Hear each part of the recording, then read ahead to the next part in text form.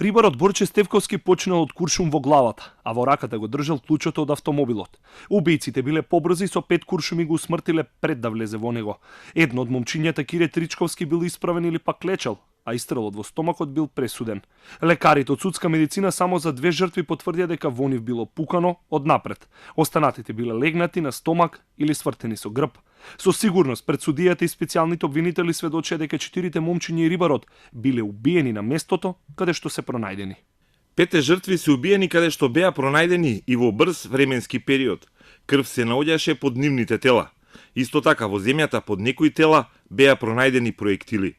Вештаците се обидоа и со точност да одговорат во колку часот починале жртвите, прашање за кое велат дека е најтешко да се одговори.